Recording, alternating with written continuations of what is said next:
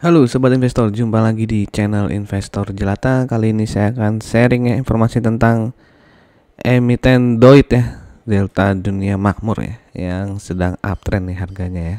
Kalau dilihat chartnya. Oke, apakah dia bakalan tutup gap ya? Nanti kita lihat juga ya. Terus bagaimana ya, dividen historinya? Simak terus videonya sampai akhir ya, jangan di skip kalau begitu. Oke, kita mulai saja. Oke, sebelum mulai ini dulu ya, sebelumnya saya ada bikin video ya tentang United Tractor ya, bagaimana prediksi dividennya. Silahkan teman-teman cari video ini, atau biasa nanti saya taruh linknya dia di pojok kanan atas. Oke, kita kenalan dulu dengan DOIT ini ya.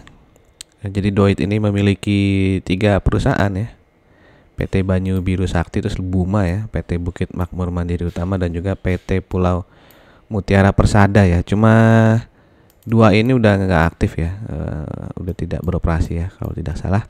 Jadi sekarang dia hanya punya Buma, dan Buma itu juga memiliki Buma Australia ya. Jadi wilayah operasionalnya sampai di Australia nih. Oke, jadi 14 wilayah operasional dan karyawannya ada lebih dari 15.000.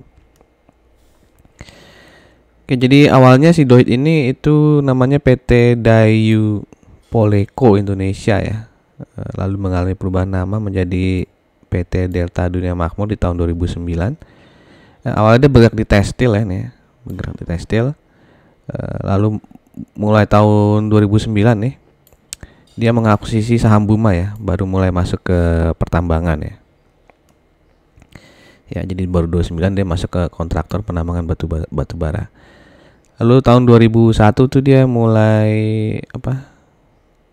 mengakuisisi ya tambang di Australia ya, di tahun 2021 kalau nggak salah. Jadi dia membuat anak usaha Buma Australia. Oke, lalu kita lihat komposisi kepemilikan sahamnya, di mana mayoritas dipegang oleh Northstar nih, Northstar Tambang Persada ya, 37,86%, dan juga si Delta Dunia Makmur sendiri memiliki saham di sini ya. Ya, beberapa waktu lalu, tahun lalu kalau saya, dia buyback saham juga ya, lumayan banyak. Northstar ini seperti teman-teman tahu ya, mungkin udah sering dengar Northstar yang kayak capital venture itu ya, yang ada masuk ke Goto juga ya. Siapa? Pak Patrick Waluyo lah itu ya, founder dari Northstar ya. Patrick Waluyo kalau nggak salah CEO Goto itu ya. Ya, silakan teman-teman ketiklah kiprah Northstar ya. Oke, lalu ada 2 direksinya nih, direktur utama dan juga direktur satu lagi ini memiliki saham ya, kecil sih ya, cuma 0,2 sama 0,15%. Nah ini ya, tahun lalu ya, 2022 ya, Persero melakukan pembelian kembali saham ya di periode Maret Juni 2022 dan juga September sampai dengan Desember 2022 ya, sebanyak 8,26% tuh ya. Ya, silakan teman-teman cek lah tuh ya, harganya berapa tuh ya di sekitar bulan Maret Juni atau dan juga September sampai ke Desember. Oke, Buma Indonesia ini juga ya, dia kan kontraktor batu bara ya, terbesar nomor 2 nih katanya di Indonesia. Ya, jadi dia beroperasional ya, pelanggannya bisa lihat di sini. Ada Adaro, Bayan, Brau Call ya, dan sebagainya ya. Dan bisa dilihat sini yang nomor 1 nih, yang ada tanda 1 ya. Itu berarti kontrak seumur tambang ya, berarti selama tambangnya masih ada batu baranya, kontraktornya si Buma ini gitu ya. Jadi yang nomor 1 itu si Adaro, lalu ada Berau ya, ada Geo ya, bisa teman-teman cek ya. Jadi klien dia yang paling lama ya si Berau ini ya, udah 22 tahun ya, sama Adaro ya yang udah 16 tahun. Oke, lalu yang di Australia juga ya, sudah memiliki beberapa klien ya, cukup terkenal ya, BHP Billiton ya. Oke.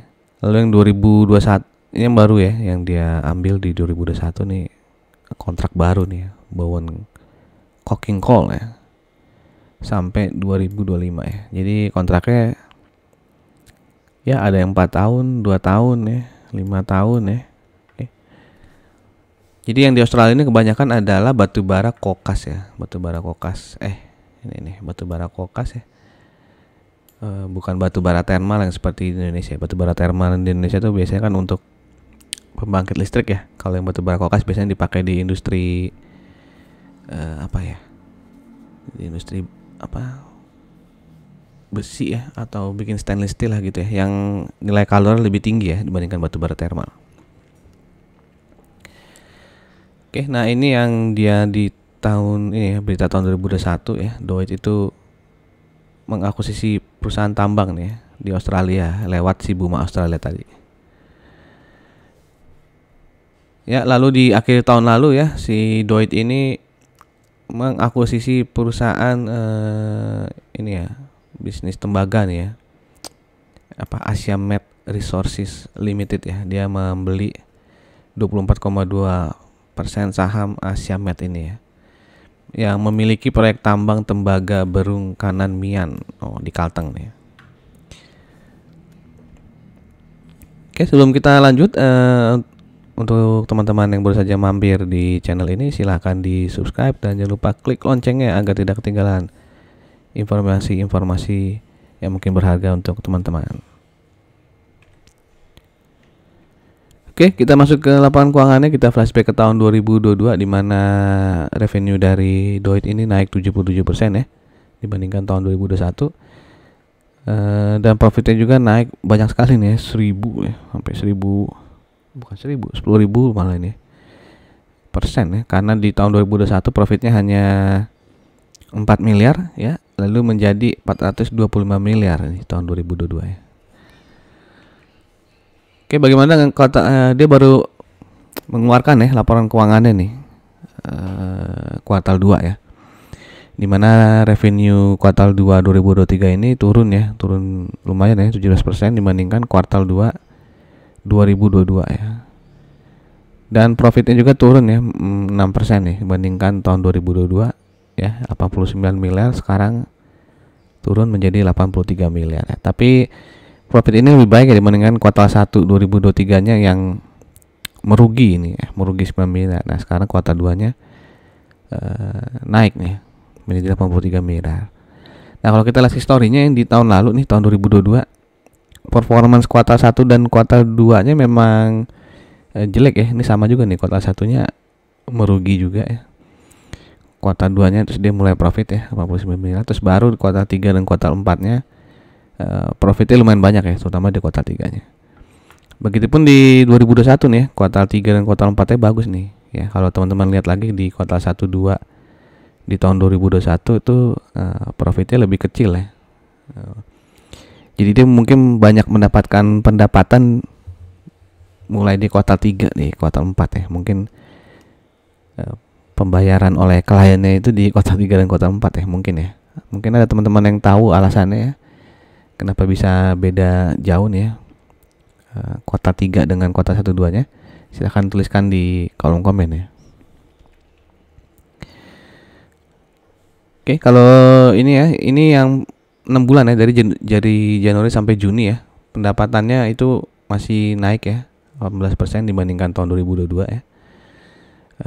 Lalu tapi labanya nih turun ya. Ini kayaknya saya salah ngitung ya, angkanya sama ya. Oke, kita lihat di sini aja nih, laba yang bisa diberikan kepada entitas induk itu turun ya, 12,97% ya. Oke. Sedangkan earning per share-nya itu turun ya, 2,9. Ya, jadi labanya turun 12%, tapi yang ininya beda nih ya, turunnya 2,9% ya. Mungkin jumlah lembar sahamnya ini nih ya, berbeda nih ya tahun ini dengan tahun lalu ya, sehingga besaran turunnya laba tuh nggak sama ya. Labanya turun 12%, tapi earning per share-nya ini turun 2,9 aja ya. Oke, perlu disedikit lebih lanjut ya, kenapa berbeda nih ya, laba dan EPS-nya apa turunnya, kenapa berbeda gitu. Jadi intinya adalah earning per share-nya itu 0,00065 US dollar ya, karena ini dalam US dollar. Oke, lalu pendapatannya ini masih dari ini ya, penyewaan alat berat dan juga jasa penambangan ya. Di mana pelanggan terbesarnya itu adalah Breu Coal, lalu Indonesia Pratama 17%, lalu Adaro ya 12% dan BM Alliance Coal itu 11% ya. Lalu kalau kita lihat harga saham ini masih sideways nih ya, udah sekitar semingguan ya, masih sideways ya. Mungkin yang megang saham batubara sekarang lagi berharap ya ini bisa tembus ya resisten ini sehingga dia naik lagi ya. Oke, dengan laporan keuangan yang baru dikeluarkan itu kuartal 2 ya, gimana rasionya? Bisa lihat sini PR-nya itu jadi tinggi sekali ya, 28,72 ya. Jadi naik banyak dari tahun lalu yang hanya 5,8. Dan kalau kita lihat tahun-tahun sebelumnya juga ini termasuk tinggi ya, 28,72 ya. Apalagi kalau kita hilangin tahun 2021 nih yang 561 ya. Bisa terlihat dia udah termasuk tinggi PR-nya. PBV-nya 1,12.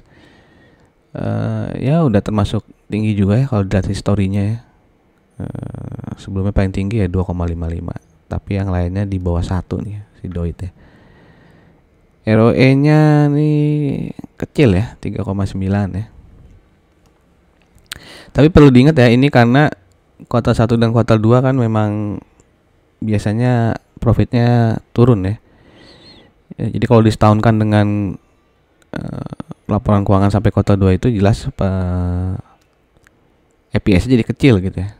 Nah perlu ditunggu juga nih nanti kuartal 3-nya apakah seperti tahun-tahun sebelumnya profitnya naik banyak gitu ya. Oke, dan DER dari Doit ini tinggi sekali nih 5,26 nih.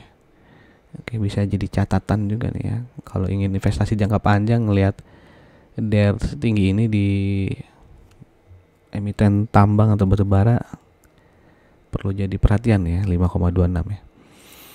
Oke, kalau dilihat average subsektornya nah ini ya DER subsektornya aja 0,93 doang nih ya DER.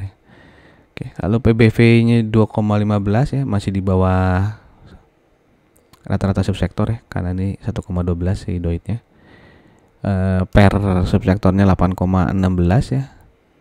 Berarti si Doitnya juga di atas rata-rata ya. Nah, bagaimana kalau dibandingkan dengan saham-saham pertambangan batubara lainnya ya, di mana di sini bisa dilihat PR-nya yang paling tinggi ya si Doit ya. Tapi sekali lagi biasanya Doit itu profitnya naik banyak di kuartal 3 atau di kuartal 4 ya. Jadi mungkin wajar aja kalau PR-nya sini jadi tinggi sekali ya. Lalu PBV-nya 1,12 ya, bisa dibilang kecil ya kalau dibandingkan dengan MCOL ya. Tapi PBV yang ada roda ABMM ini ada di yang di bawah 1 nih. Lalu ROE-nya juga termasuk rendah ya. Nah, itu lagi-lagi karena memang biasanya profitnya naik banyak di kuartal 3 dan kuartal 4 ya. Oke, ini adalah chart dari Doit ya, dimana dia sempat sampai harga 2000 di sini ya. Harga 2000 ya. Lalu turun terus nih ya. Belum pernah balik ke 2000 ya. Oke, kalau kita lihat ya, kita zoom in ya, bisa dilihat ini yang saya garis kuning ini itu resistennya ya, sempat ada double top ya, bisa dibilang di sini ya, triple top lah gitu ya kalau mau dipaksain ya. Dan resisten kuat itu ya, yang garis kuning ini sudah ditembus ya di minggu ini atau minggu lalu nih sini ya, udah tembus ya dengan volume yang lumayan besar nih ya tembusnya ya. Lalu dia mulai sedikit sideways di sini ya. Nah, sideways saya nggak tahu nih apakah sideways untuk distribusi ya ke retail ya, terus abis itu harganya turun, atau dia mengakumulasi nih, mengambil saham-saham yang dibuang retail ya, yang sudah pada take profit nih retail ya, untuk naik ke atas lagi ya. Oke, untuk menutup gap ini ya, ada gap di sini 545 ya. Jadi intinya ini Doit sedang uptrend ya.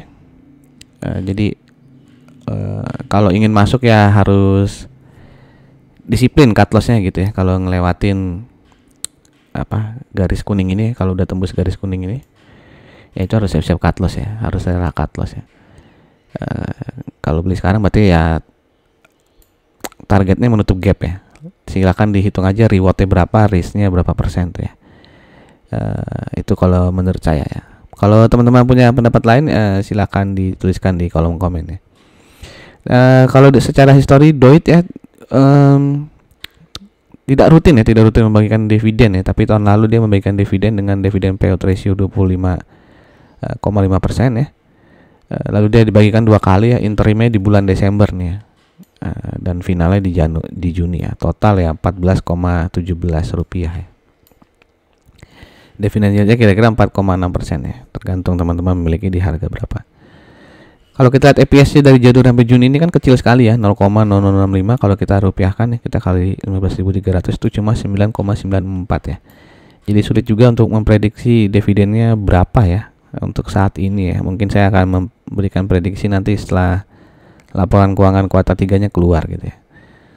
Oke, tapi yang pasti tahun lalu dia ada dividen interim di Desember dan Juni ya. Kuartal 3 sih harusnya keluarnya di bulan-bulan Oktober ini ya, kalau telat ya di bulan November gitu ya. Oke, demikian saja informasi dari saya ya. Sekali lagi disclaimer on, tidak ada ajakan untuk membeli ataupun menjual. Saya hanya men-sharing info saja. Jika ada pertanyaan atau ada pendapat lain ya dengan yang apa yang saya sampaikan di video ini, silahkan tuliskan di kolom komen. Demikian dari saya, sampai jumpa lagi di video-video berikutnya. Salam jelata.